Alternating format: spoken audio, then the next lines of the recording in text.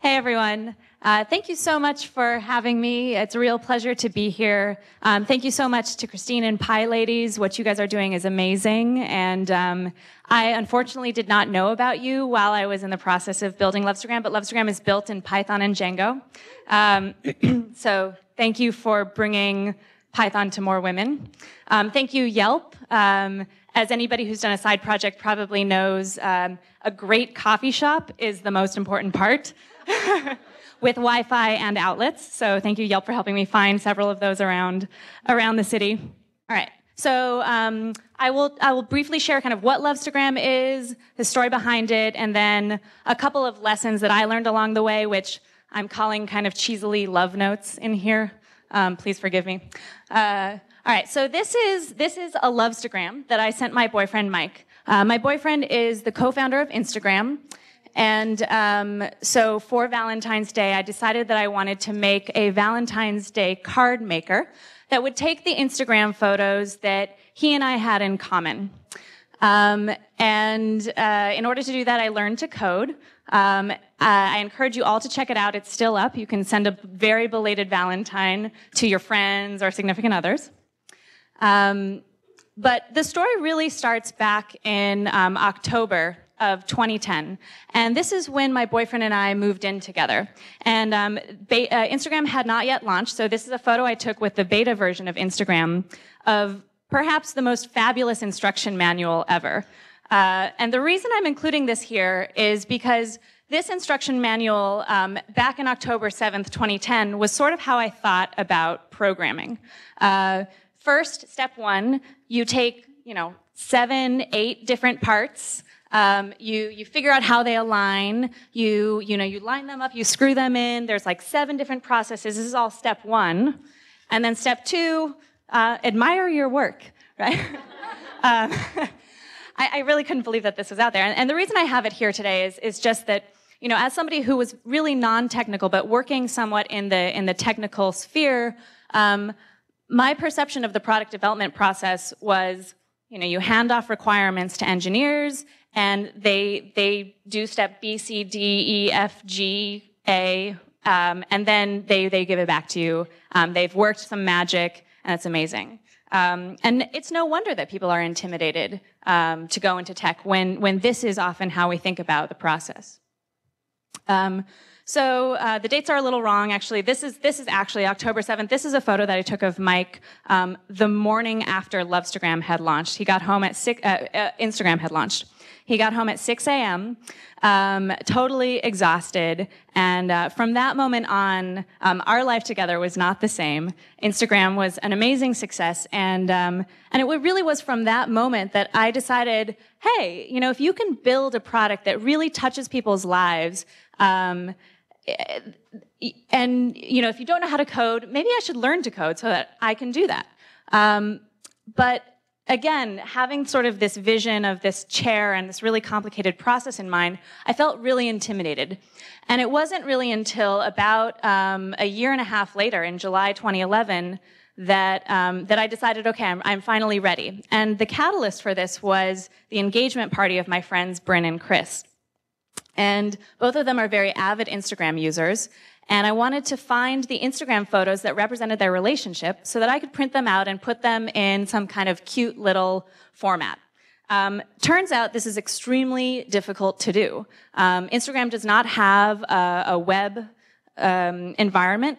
And I ended up having to ask Mike to do a custom query on the database so that I could find photos that Bryn and Chris had in common. And it was really at this moment that the idea crystallized: what if there were an easier way to uncover your shared Instagram history with another person? And once I had that idea, everything fell into place. And I like to say that I didn't learn to code. I learned to build Lovestagram.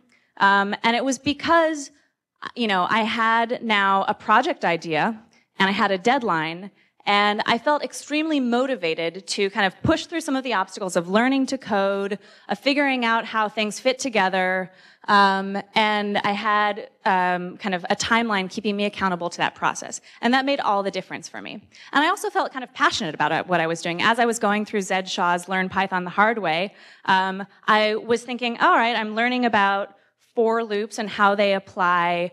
How could that apply to what I'm going to build in a couple of months? So I had a deadline, I had a project. That didn't mean that I didn't have obstacles, though. And one of the biggest realizations I had along the way was that learning to program actually wasn't the hard part. The hard part was figuring out how all of the moving parts of a web application work together. And this graph really pretty much represents how I felt about the process. I had gone through Learn Python the Hard Way. I had gone through the Django tutorial. And I was like, all right, I have something kind of working, but how the heck do I get this online so that people can use it? And how do I create a system that is actually able to handle a fair amount of load if I do my marketing job well? And these are not all, but some of the technologies that I had to learn to use in order to build Lovestagram. And I'm happy to chat about why I chose these afterward, if you're interested. But in order to build those technologies, I had a really big support network. And I think another love note, which is not numbered in here, but learning to code by yourself really involves a lot of other people. It involves the person in the upper right-hand corner who I would call when I was totally stressed out. It involves the person in the middle, lower corner, the VP of engineering at the company that I work at, who told me about Django, because I had been trying to build my own web framework because I didn't know that Django existed. So